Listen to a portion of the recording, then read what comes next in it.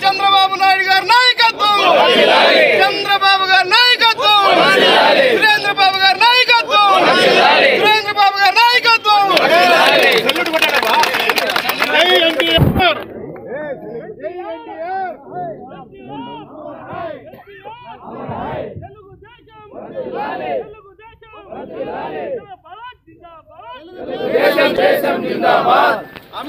సురేంద్రబాబు నాయకత్వం, సురేంద్రబాబు నాయకత్వం, సురేంద్రబాబు నాయకత్వం.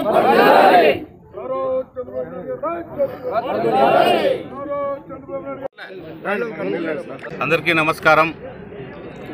ఈరోజు తెలుగుదేశం పార్టీ ఆవిర్భావ దినోత్సవ సందర్భంగా తెలుగుదేశం పార్టీ కుటుంబ సభ్యులందరికీ పేరు పేరున ధన్యవాదాలు తెలియజేస్తున్నాం.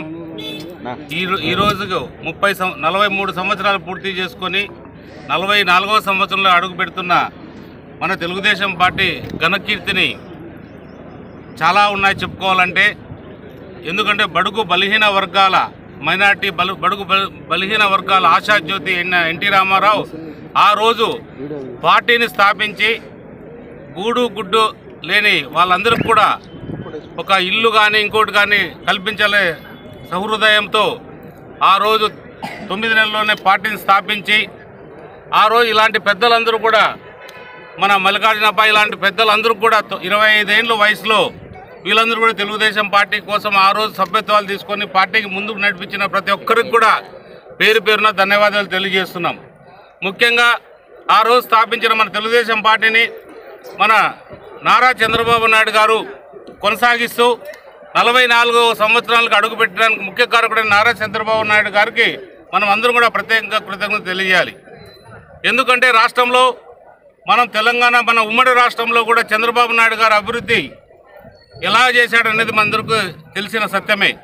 ఎందుకంటే హైదరాబాద్ నగరంలో 2020 విజన్ ఏదైతే వచ్చిందో ఆ రోజు 2020 విజన్ గురించి చంద్రబాబు నాయుడు గారు ఆ రోజు మాట్లాడితే అందరూ కూడా నవ్వుకున్నారు.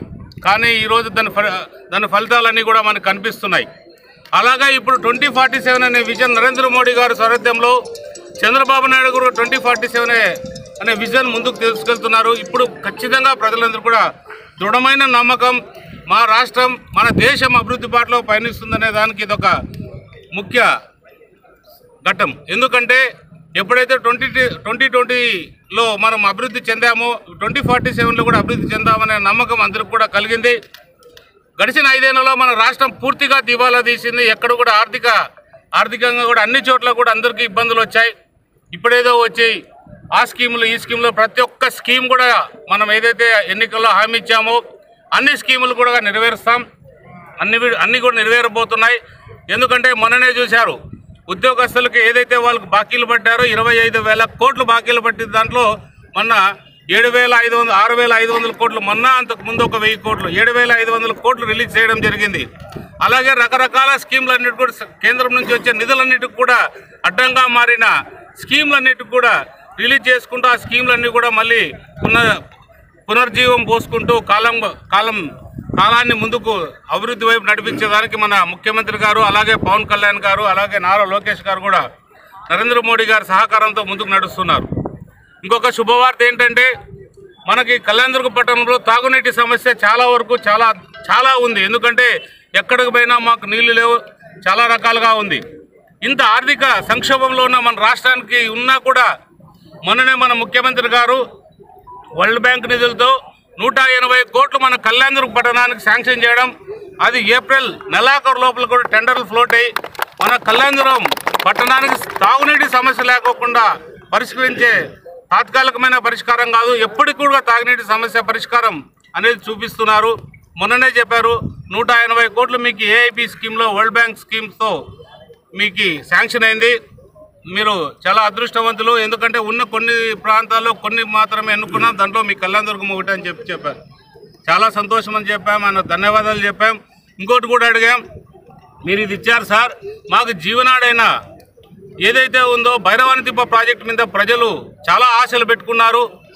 ఆ ఆశలన్నీ కూడా నెరవేర్చాల్సిన బాధ్యత మీ పైన, మా నాయకులు లేదా మా పైన అందరిపైన ఉంది సార్, ప్రజలందరికీ కూడా ఇది. ఎందుకంటే 100% వ్యవసాయం మీద ఆధారపడ్డారు.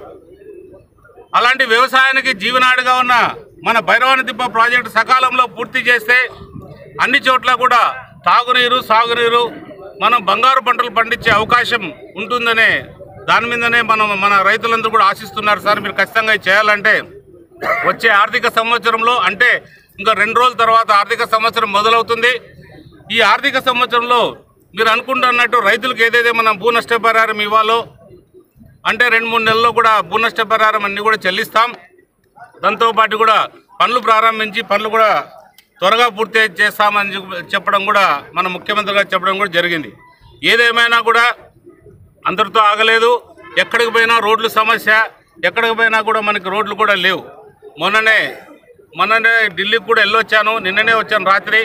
వస్తే రోడ్లు అడిగితే వాళ్ళు ఒకటే చెప్తున్నారు, స్టేట్ ప్రపోజల్స్తో రావాలి. ఎందుకంటే మన స్టేట్ కూడా 40% భరించాల్సిన అవసరం ఎంతైనా ఉంది. కాబట్టి అవన్నీ కూడా ఇంకొకసారి మన ముఖ్యమంత్రి గారితో చర్చించి లేదా పవన్ కళ్యాణ్ గారితో చర్చించి మన ప్రాంతానికి వీలైనంత వరకు పవన్ కళ్యాణ్ గారిని కూడా తీసుకొస్తే ఆయన కూడా ప్రజల కష్టాలు తెలుసుకుంటాడు కాబట్టి